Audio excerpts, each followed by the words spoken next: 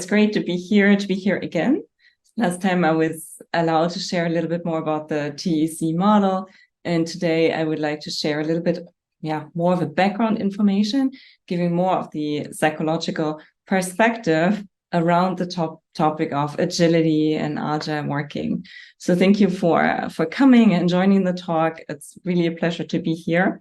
If you have any questions, feel free to probably best just put them in the chat. Amra will monitor the chat and then interrupt me for questions. If there are any we should tackle right now. We will have some time at the end as well for questions.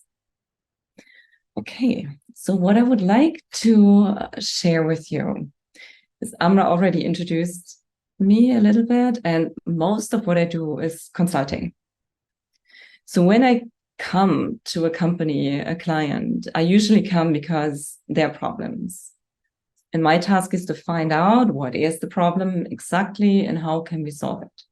So I go there and I start talking to the people, asking questions, and I get answers. And that is the thing. I don't come up with the answers. I get them. I simply have to go and collect the answers because usually people know what's not going right. People know what could be going better and what possible solutions might be. Now, you might want to ask two questions at that point. The one question is, well, then, do people exactly know what to do? Do they have an action plan ready? Usually, no. Why not? Because they're simply not trained to do so. They're trained to do their job, and they are rewarded. That's the funny thing, for doing a job well in spite of impediments or any hindering conditions. Those are the people that really get the appreciation. We know the structure is really difficult.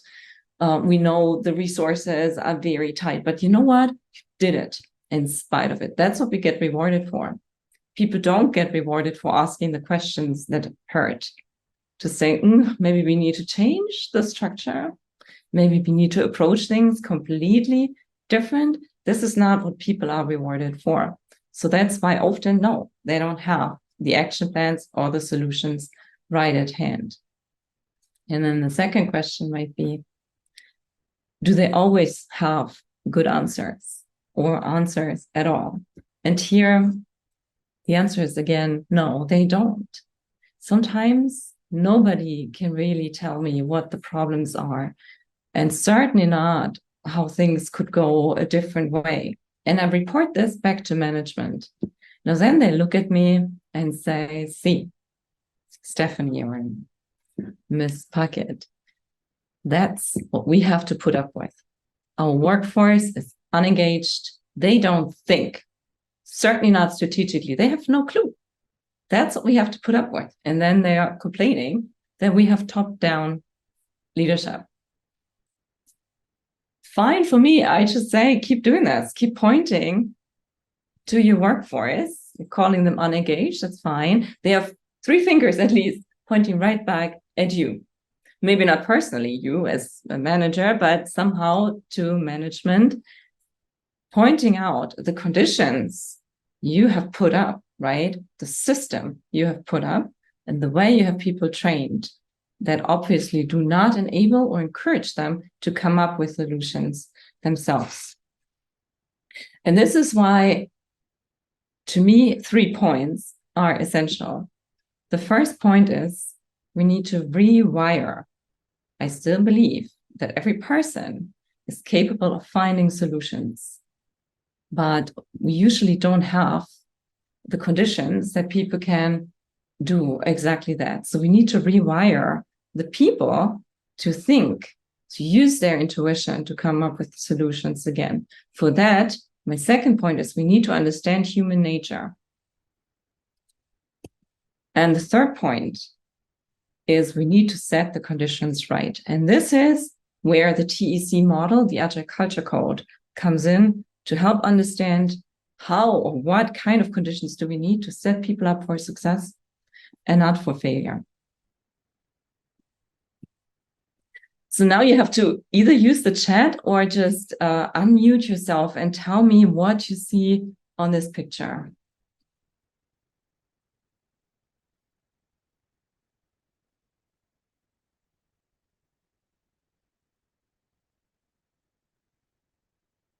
Anyone, what do you see on this picture?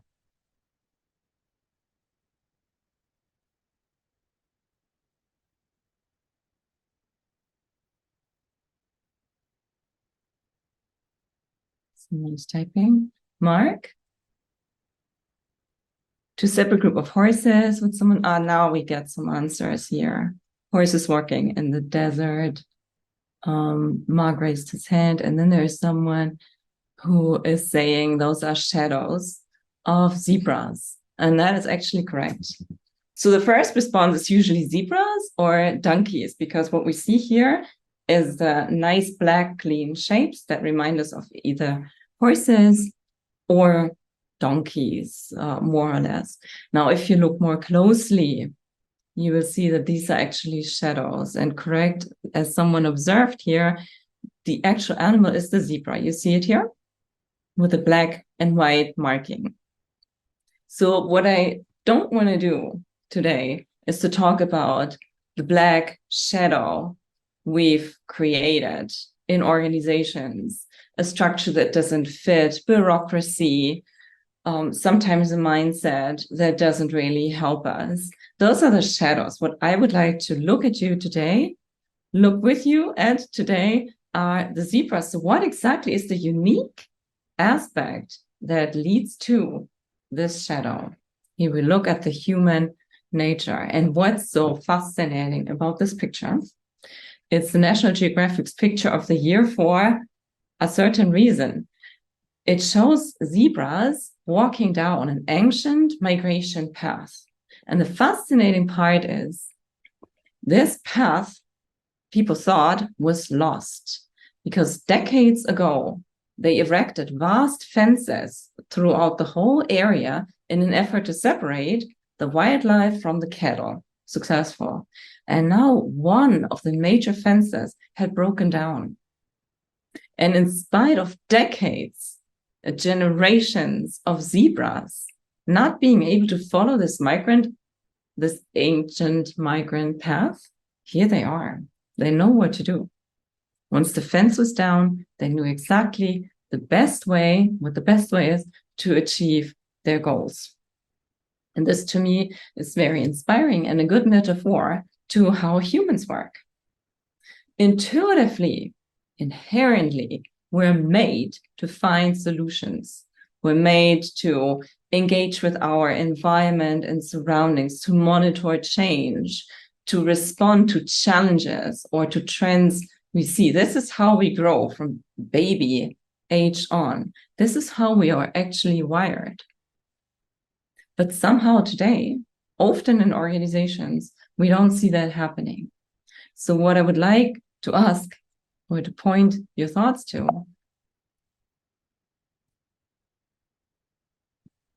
is, what is our fence?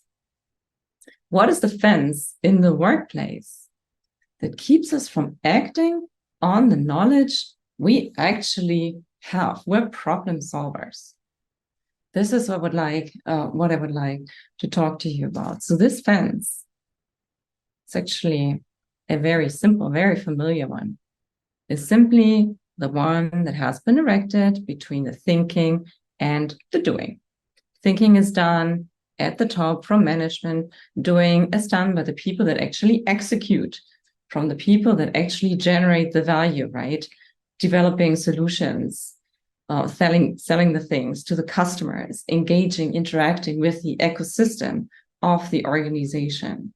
And the traditional structure has these 2 points separated. So let's look at an example at this picture. Think about a group, a team, with the a difficult task of carrying a certain weight up to this mountain top. Logistically pretty challenging. And now we have management who has this nice map here, goal marked and the map, figure it out. So now they tell the team, go ahead, you know the task, get going, turn towards the right. Okay, team is doing this, progressing through the terrain, keeping this weight up, dealing with the logistics along the way and making progress. Then they got a call from management telling them, guys, now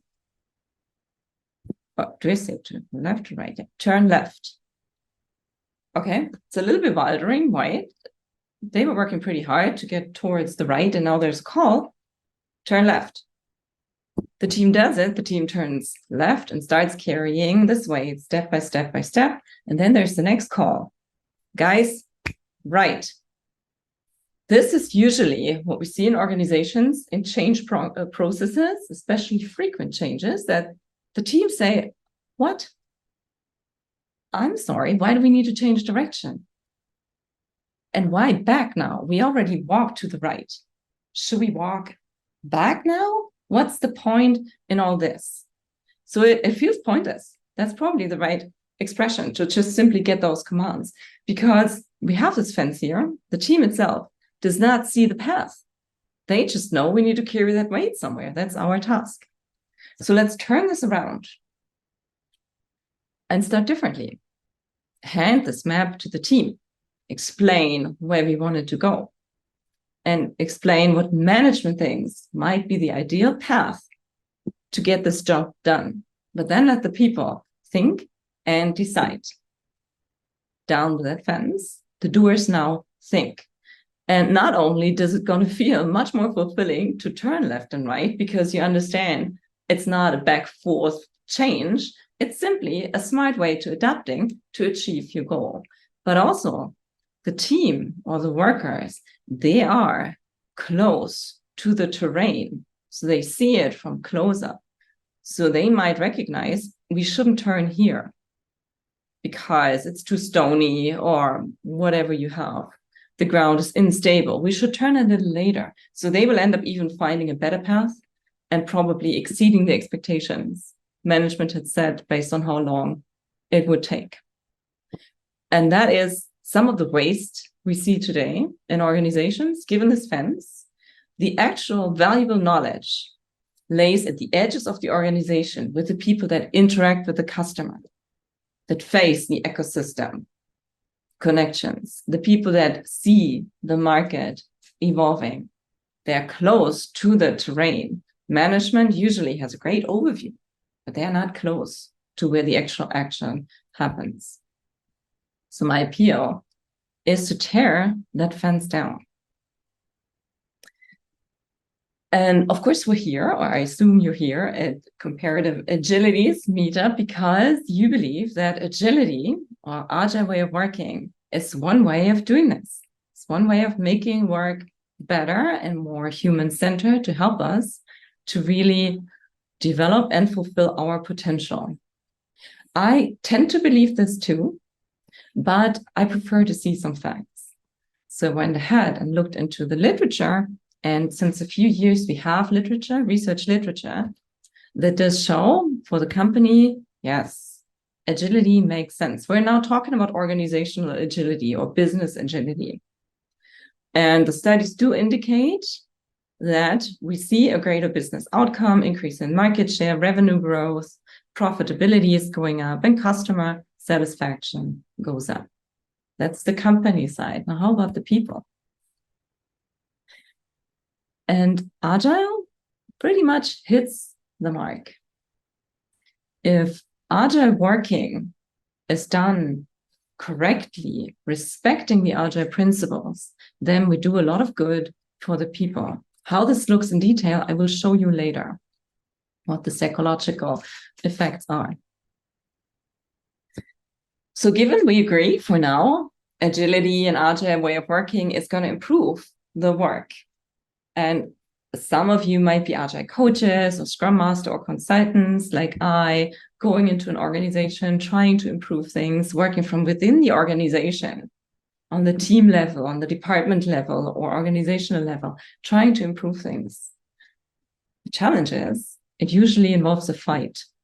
Because if we see areas for improvement, we always indicate that something is obviously not perfect, not ideal.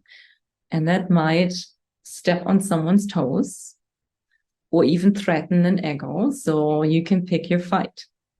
Go to this company and you say, I want to make work better in a way that our customers will benefit too. They say, perfect, a new hire. Go ahead, do this. there's something you should know about our company. Here are the warning signs, right? Do not bleach, do not wash, do not tumble dry, not iron, and don't dry clean. You know the saying, wash me, but don't get me wet, right? So we want the change, but please, hands off my status, hands off my ideas and my structure. So you can pick your fight. You can address unqualified position holders, bullshit agile in place, narcissistic bosses, a lack of vision, a lack of commitment in the top, toxic culture, you name it. Or you can pick your angle. Let's look at the way we work from a psychological perspective. This is a non-threatening way of reducing change because we simply look at things from a different angle. We don't necessarily question eye to eye.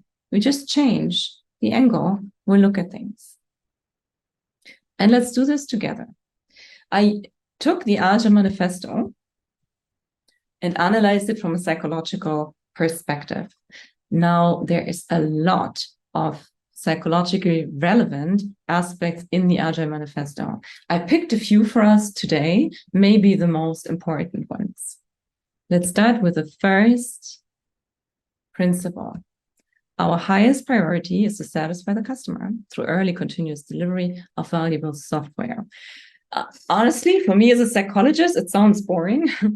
However, what it translates into is valuable, meaningful work. There is a lot of psychological research pointing out what the impact is of work that we perceive as meaningful. And I'll show you in a moment.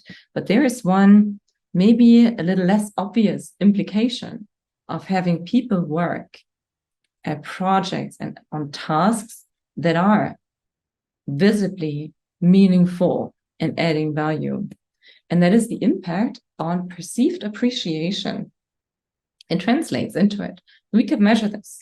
If I'm working on something that makes a lot of sense to me and seems valuable, I feel appreciated by it. And why is that important? We all want to feel appreciated. Of course we do. But it has, research shows, one more implication. It goes one level deeper. It impacts our self-esteem. We feel appreciated. That's going to help our self-esteem. Now, if we work on things that aren't meaningful at all, on waste aspects, on things we don't understand, stupid, non-value add work, or think of my example with the workers that did meaningful things but didn't know it, just heard left and right, that has a negative impact on our self-esteem. And the thing about our self-esteem is we have only one. We don't have an office self-esteem you can damage, and a private self-esteem we can then protect and uphold. It's one self-esteem. So if my self-esteem gets damaged at work, I carry that home. And just here, we're just at principle one here. We see that through having people focus on valuable work, we make them feel appreciated and we support their self-esteem, something that impacts their private life. That's what I love about Agile. It's very powerful in terms of what can we do good by doing our work. Another one I want to point out, that's my favorite.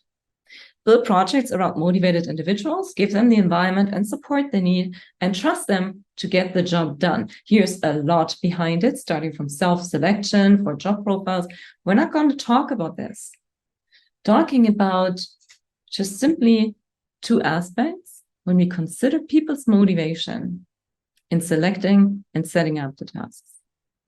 We have two psychological phenomena here that play a role. One thing is psychological investment, and the other one is psychological commitment. Now imagine you guys are project team A and project team B. And I have two projects, 1 and 2.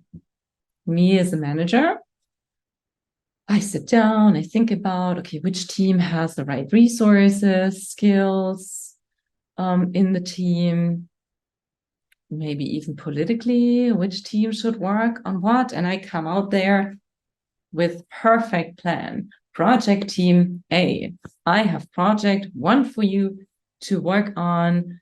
I make sure you have the environment you need and the support, and I trust you to get the job done. Now, you guys are project team A, you might not wanted that. You actually wanted the other project. So you might carefully ask, I think we prefer the other project because no. Get the right skill, you have what it takes, and I trust you to get the job done. Here it is. So what is going to happen with this project team the first time they encounter a difficulty or an impediment? What would one of their first actions might be? Put it in the chat or speak.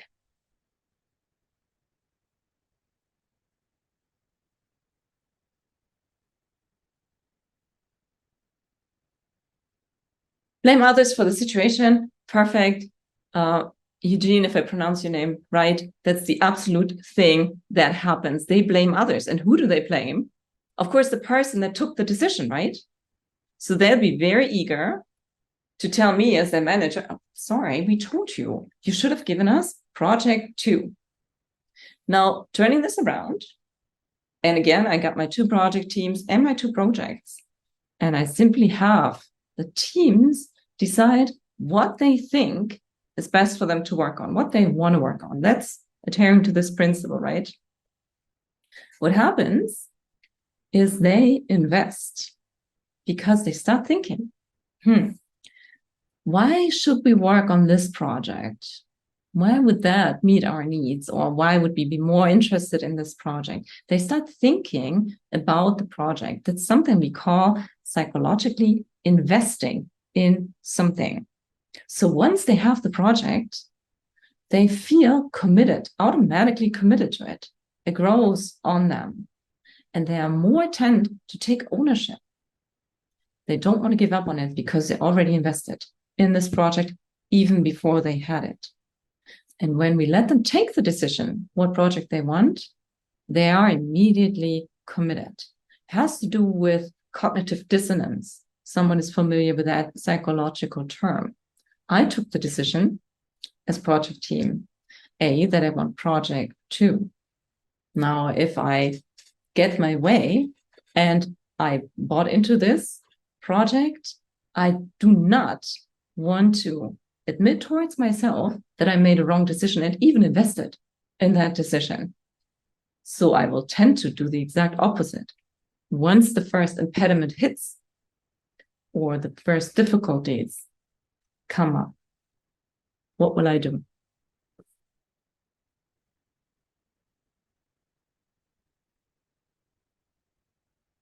What do you think? What would I do?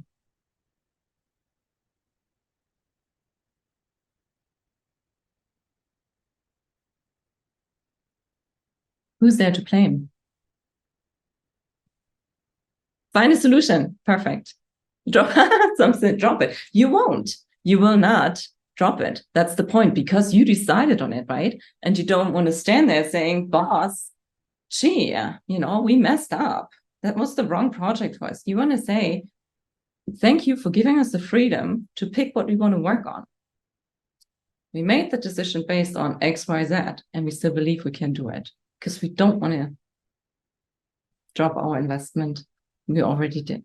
So this is simple, right? And 2 psychological phenomena help us to then, just through this act, get a much higher commitment into the work the teams do. And you can probably feel it too, the kind of motivation that carries you through the difficulties versus being forced to work on something you didn't want to work at from the beginning on.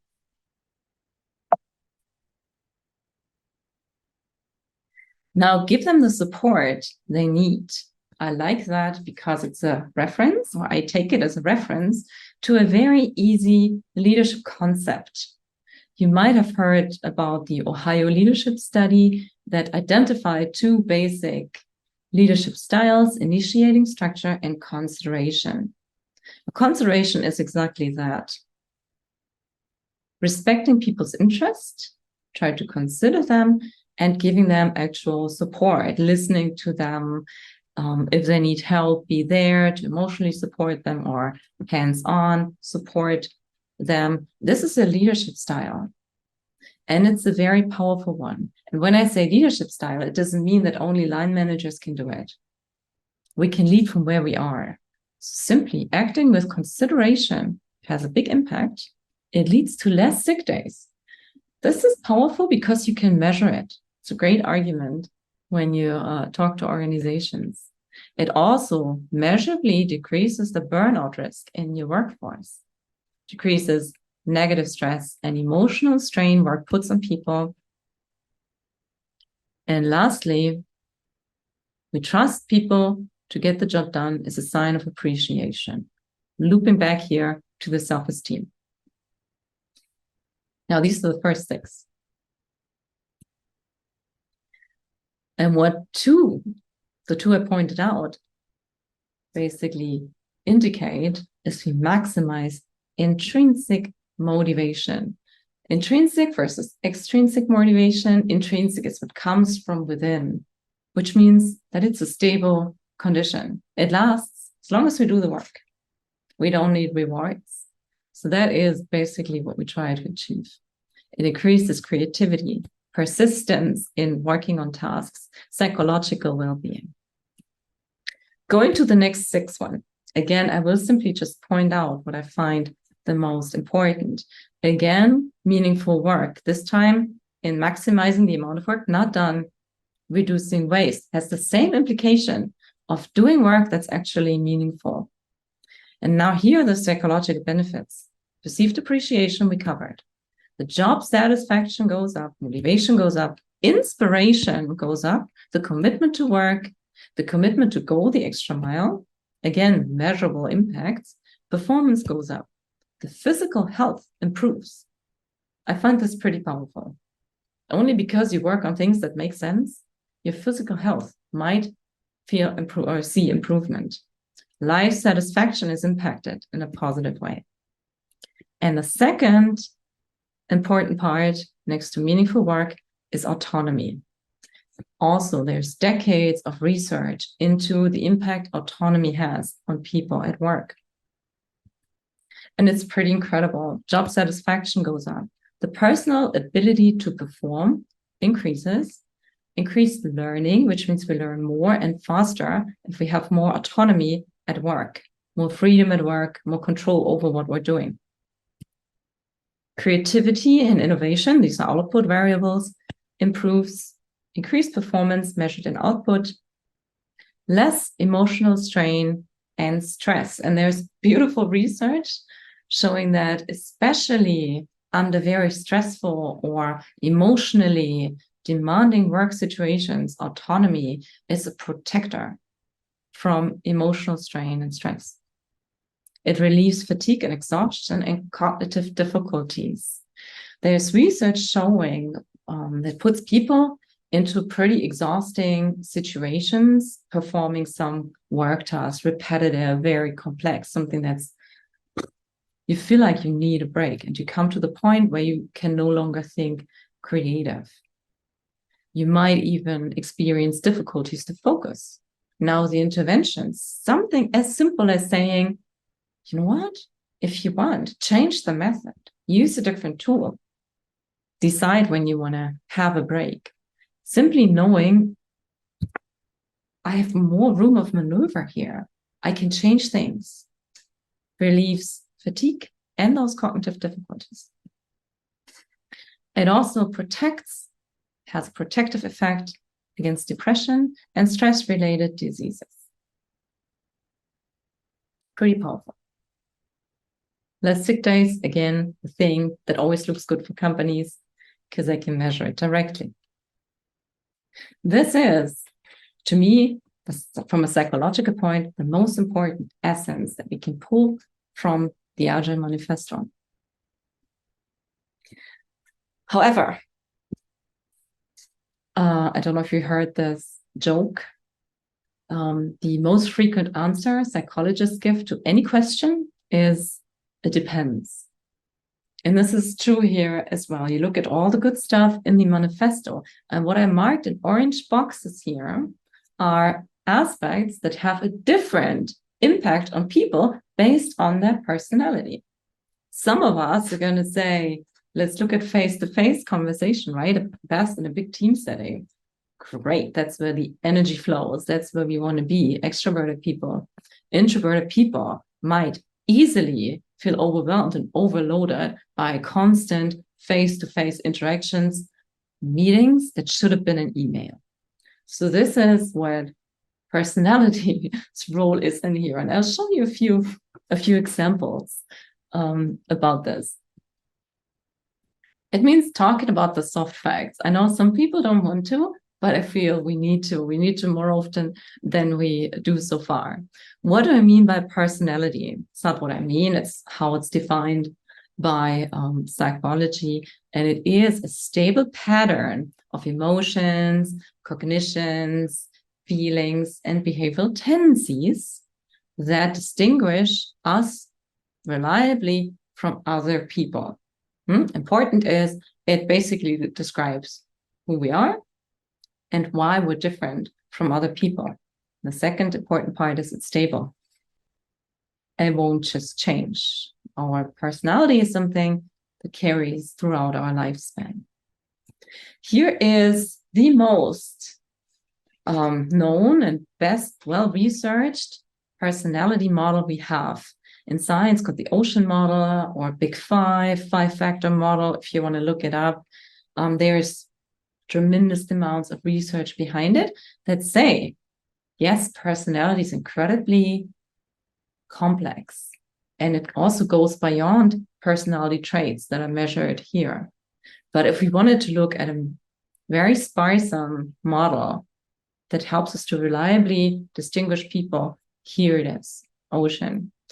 What we have is neuroticism, or also called emotional stability, which describes how we react under stress. So a highly stable person, low neuroticism, is usually optimistic, very resilient, can deal with stress and pressure, doesn't feel a lot of setbacks or recovers very fast from them. It's the stable person. Like here we have the rock in the shore, the highly emotional, stable person. And then on the other side, we have the emotional lability or low emotional stability, someone that tends to be a little more worried, that looks for risks, focuses on them, that has a good antennas to sense when things go in the wrong direction, when things have been done wrong, when you personally did something wrong, higher self-reflection, self-criticism. And I want to use this example. If we talk personnel psychology, it is very easy to say, well, then, who do you want your project? Someone, who can deal with stress, is optimistic. Why not select people based on their personality? High emotional stability. The others we won't accept in our teams. That's the easy way. You could do this. Unfortunately, your performance will suffer. Your performance will suffer simply because you have complete lack of cognitive diversity in your team. You will miss the risks. You will overestimate your chances for success. You will react too late. No sense of urgency. Not a good idea to select based on personality. So let's look a little bit on what's relevant in the Agile context. We already touched on extroversion, introversion. By the amount of social interaction we enjoy, introverts might struggle in a highly interactive Agile setting. Then you have agreeableness. Highly agreeable, focus on consensus, loves to take decisions in the team, loves to serve the customer. And we have the other side of low agreeableness, someone that stands up for their interests or stands up for the goal, very objective, a more subject-oriented person. Again, you need both. That person here might not always understand all the interactive and collaborative parts of Agile. Then you have openness for experience, highly open for change, want to try new things, likes to, talk in visions and see the big picture. And then we have the more pragmatic one with the low openness for experience, that trusts the test and proven aspects, that might not jump on every new trend, but can be very much convinced if you show the logical reasons for how they could benefit. They are execution focused. Stronger. Again, you need both. We'll show you a little bit how that goes into agility in a moment. And you have consciousness. That's a big one, probably the biggest one that psychologists struggle as well. Do we need people that are highly conscious, highly structured, that plan ahead, that plan very detailed?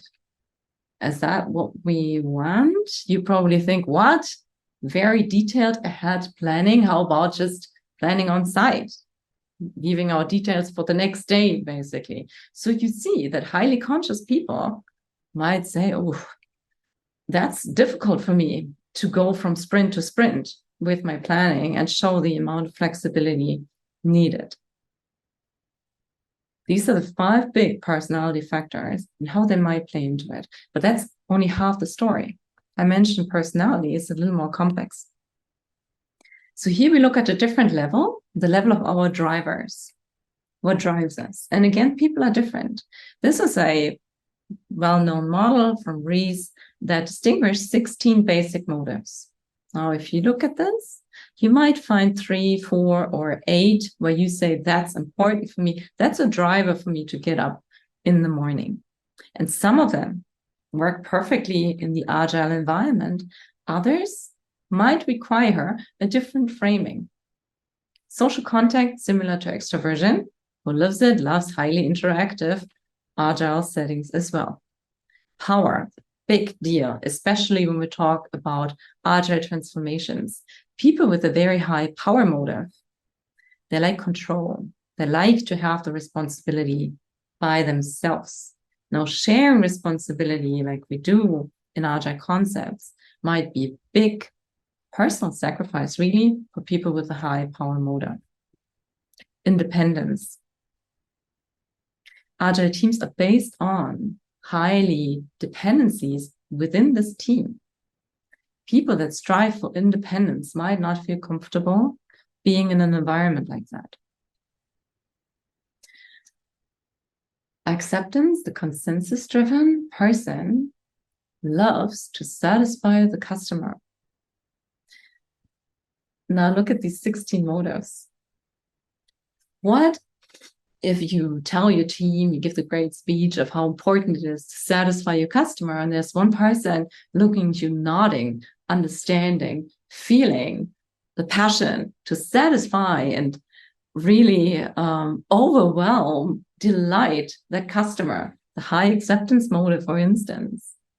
Now the others look at you, sure thing, you go satisfy that customer. I'm not really interested in it. Well, what are you interested in? How can we trigger these people to be motivated to go the extra mile? And there are a lot of alternatives here. One thing might be vengeance.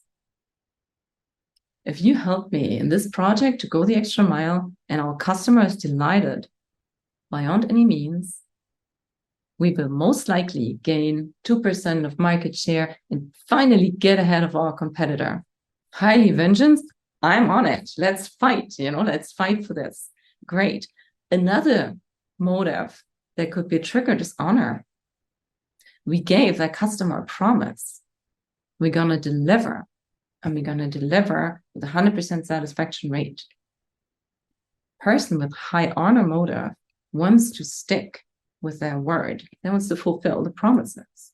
So you see here, it impacts not only how comfortable we are in an agile setting, but also what the focus or the frame is of agile principles in a way that would address our personal motive structure. So what does it mean for Scrum Masters, Agile Coaches? It means, and I see this as the best case, to have the teams that are highly diverse in their personality. But it means we need to tailor Agile. We need to make sure we frame things correctly. We make sure we really have a sound use case to use Agile methodologies or principles in order to address all the personalities we have. Here are some sentences I hear around me. And now let's see if that works with you guys. Okay, here's something I heard when we addressed psychological safety in a retrospective. Psychological safety? Oh, don't throw the cotton balls too hard. Other people raised eyebrows, as you can imagine. Who do you think would say that based on motives or personality? You can type it in the chat if you want. What kind of person?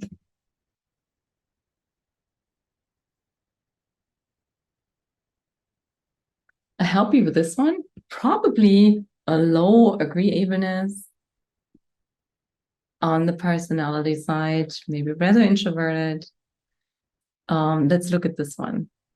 I don't need a boss. I already got 2 people breathing down my neck. Those 2 people, Scrum Master and the product owner. That might be someone with a high need for independence saying that. We were talking about the daily stand-up meetings. Someone, I love them, keeps me engaged. Just wish the daily stand-up would last longer. Highly extroverted people, a highly extroverted person that just gets their energy from this interaction. Another one, focus more on the people. There was a discussion around leadership culture. Can't the people just focus on the work? Here we probably have someone that has a low agreeableness, focused on the task at hand, put all the emotions aside, but can't we just focus on the goal?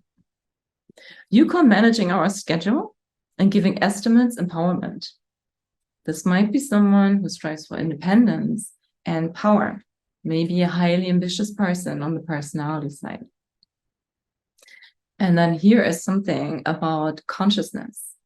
Iterating is laziness at scale. This is something I heard someone saying that is used to put a lot of effort in planning things well ahead, figuring out the different scenarios, not try and see what happens. That was their perspective, how they perceived iteration. Another one here, if I just take that one, the more items in the backlog, the heavier feels the load on my shoulder. Highly conscious person. For her, it was like carrying this ever-growing to-do list from sprint to sprint to sprint, not really fulfilling the commitments. And here's where backlog refinement is so incredibly powerful. For this person, understanding that the backlog is not a to-do list, but it's a measure that helps us to work on what's the most important thing every time to actually do our duty, and that is to add value and deliver value. Once this was understood, she felt the load lifting and said, that's actually great. What also helped her is by refining, working with the backlog, to be courageous enough to look at the very bottom list and just remove some of the things that probably will never see the light of the day. We talked about interdependencies. I like this one. We addressed a problem with high interdependencies between teams that really slowed the teams down and was perceived as a big impediment. And then someone spoke up and said, well, how about we talk about reducing interdependencies within the team? Someone clearly annoyed by the amount of collaboration they had to do day by day within the team. Those are some examples. Now, what I wanted to show you a few things, although personality is very different and people are different in their motives, we can address on a more universal level. And one of it is how are our motives structured? And this one you might have seen. It's pretty well known and used in leadership education, etc. It's the pyramid of needs that simply states that the way our needs develop follow a process or stages. We need to make sure our physiological needs are covered. Then we can look for safety. If we feel safe enough, then we start look for social contacts, networks, try to be accepted. in our social or work setting. Once we have that, we feel accepted, we start focusing more on recognition or our self-esteem. This is where we want to perform. You want to make a difference because you want people to see that we can make a difference and can perform and get this recognition. Now, if we are in an environment that is inclusive and we feel like we belong here, we feel safe, and we feel that personally we are respected and recognized with the things we do. This, and not before, only then is it where we strive for self-actualization. And this is where creative, disruptive, and innovative thoughts come through our minds because we strive for something that goes beyond what we currently see. And why I wanted to show you this from a Agile Coach or Scrum Master perspective, to me at least, it's a great visualization why we need to be aware of things like social responsibility, psychological safety, appreciation, and inclusion. And psychological safety, it's not a nice gimmick to have. It really impacts this pyramid and our ability to strive for success, for performance, and to strive for creativity and innovation.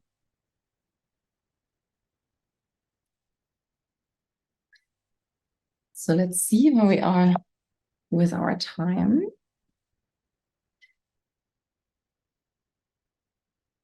Let's try to wrap it up a little bit and summarize what we heard so far. We talked about the benefit we have adding meaningfulness to the work, which we do based on the Agile principles, with the added value focus and the striving for reducing waste.